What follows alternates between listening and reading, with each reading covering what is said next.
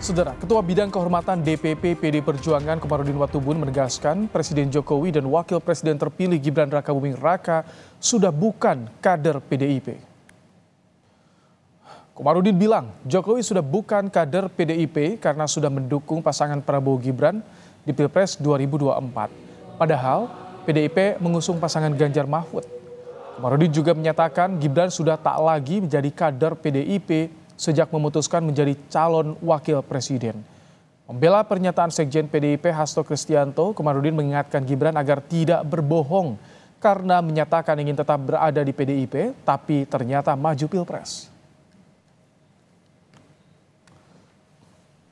Jadi kalau kemudian sampai beberapa waktu kemudian dia maju menjadi calon wakil presiden, lalu sekarang Pak Sekjen meluruskan pembicaraan itu, dianggap Pak Sekjen wah berbahaya. Justru berbahaya itu Mas Gibran itu. Yang meresahkan. Iya, sebagai pemimpin tidak boleh, istilah saya sebagai pemimpin itu boleh salah tapi tidak boleh berbohong. Statusnya sebagai kader siapa?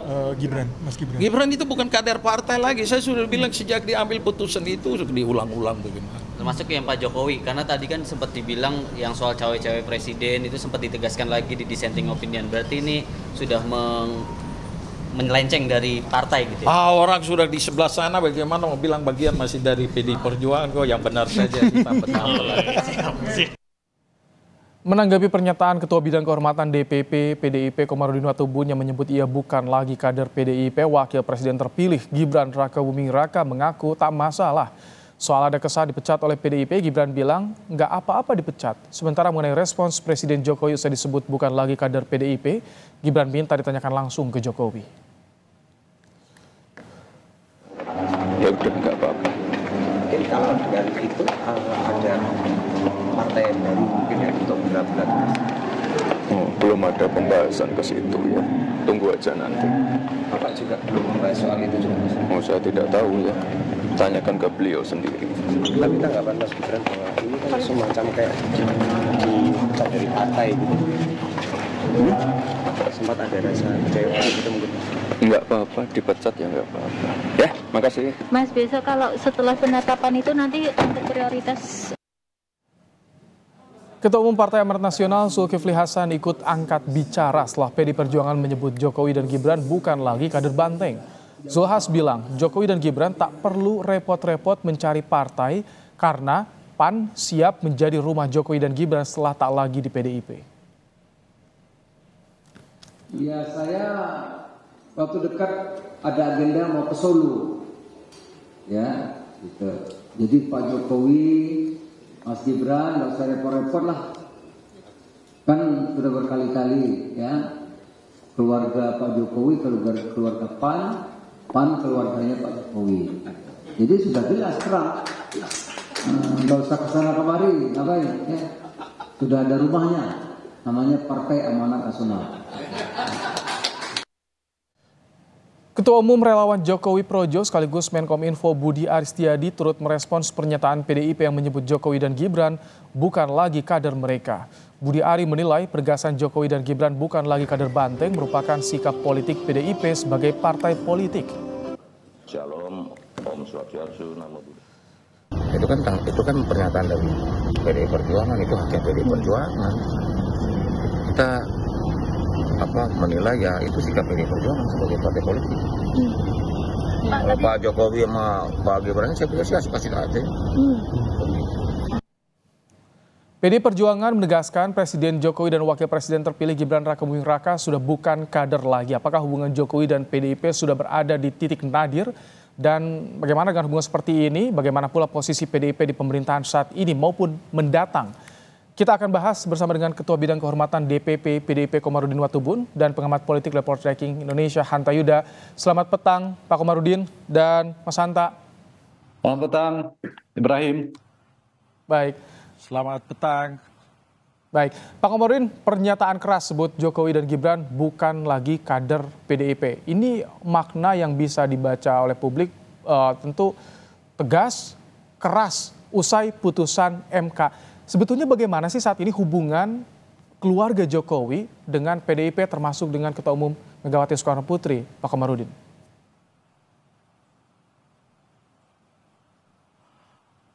Saya kira itu bukan pernyataan pernyataan keras juga, itu biasa-biasa saja.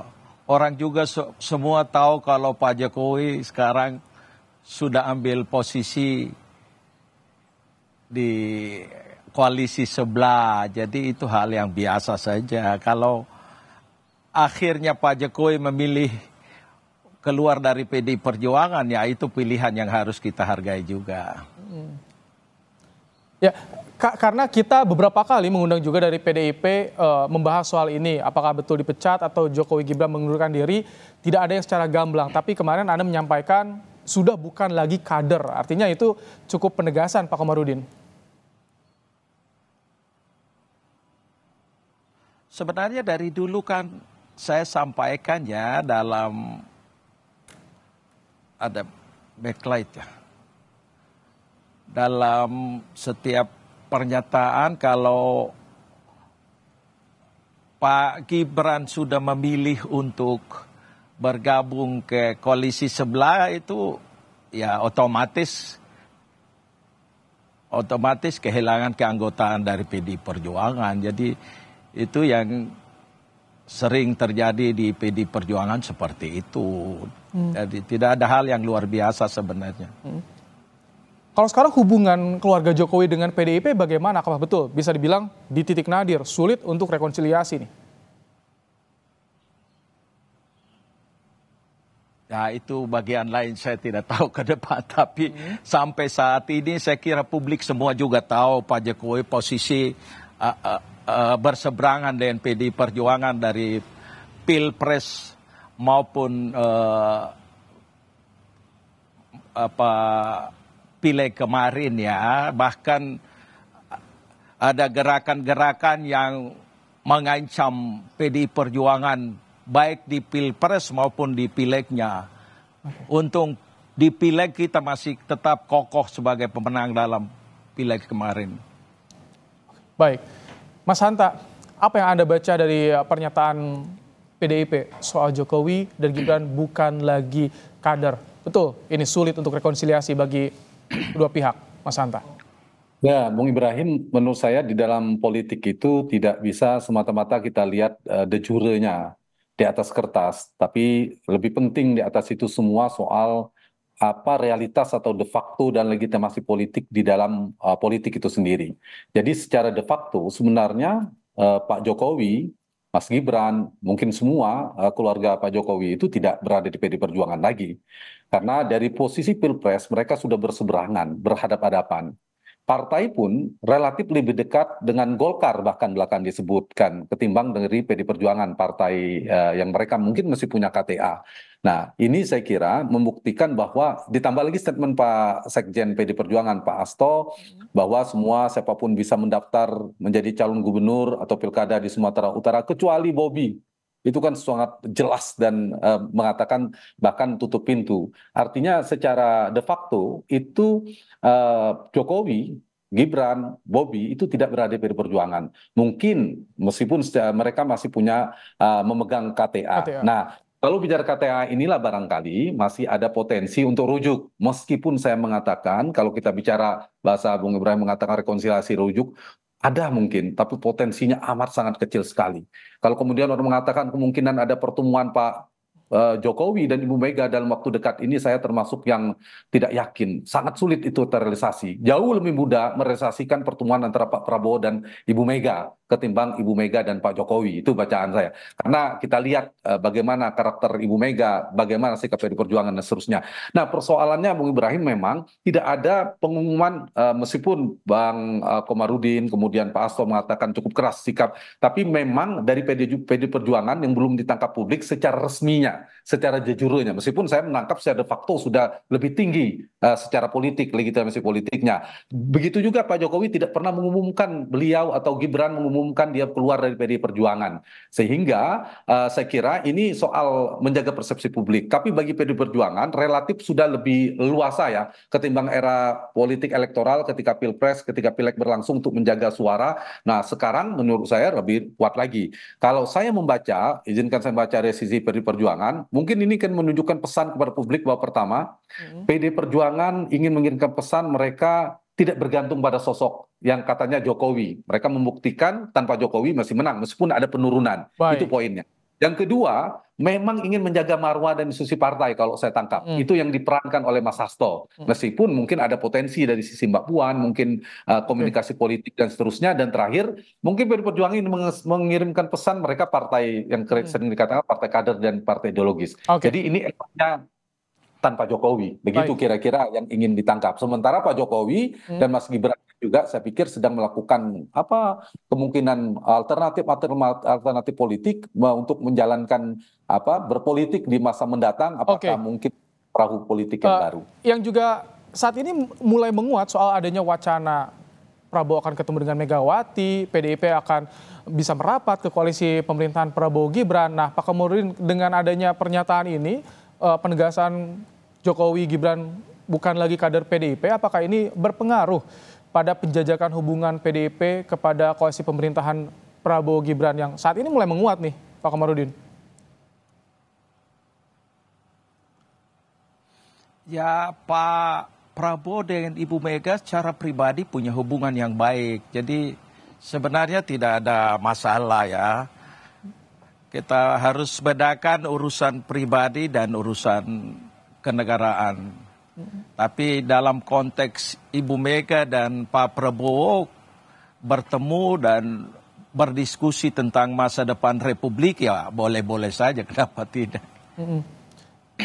Tapi ini menarik kan, ketika ada wacana pertemuan harus menunggu dulu putusan Mahkamah Konstitusi. Terus yang bertemu kan Ketua Umum Gerindra, Ketua Umum PDIP. Apakah ini ketika di belakangnya masih ada sosok Gibran, ini bisa berpengaruh, Pak Komarudin? Saya kira tidak. Yang presiden kan Pak Jokowi, jadi tidak perlu dicampur adukan urusan pribadi dan urusan organisasi. Oke.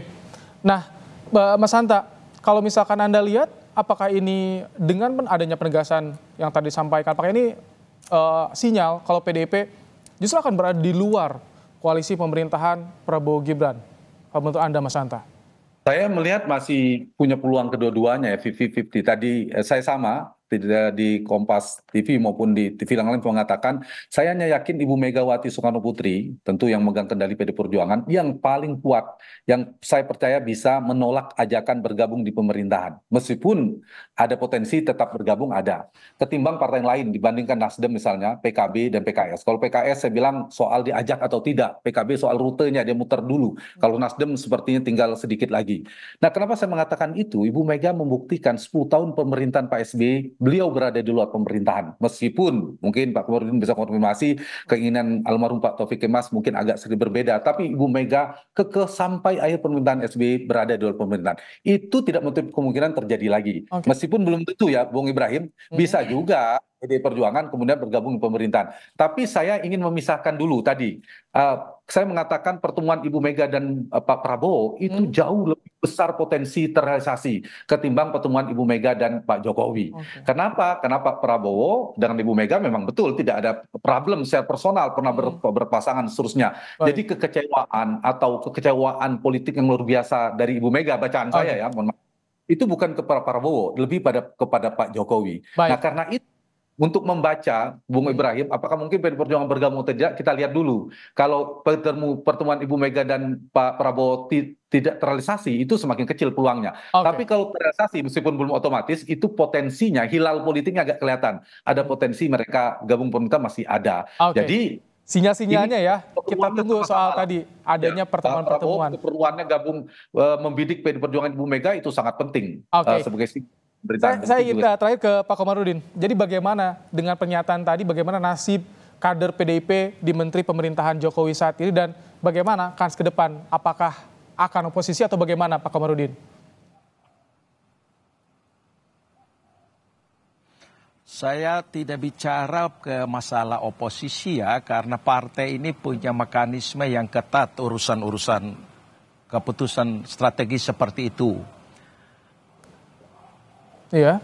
Dan keputusan itu nanti akan disampaikan oleh Ibu Mega akhir bulan Mei nanti setelah kita Rakernas. Baik. Baik, dalam waktu dekat PDIP akan rakernas, tentu akan ada langkah politik yang dinantikan publik yang akan diambil oleh PDIP. Terima kasih Pak Komarudin Watubun dan juga Mas Hanta Yuda. Terima kasih telah bergabung dalam program Kompas Petang sore hari ini.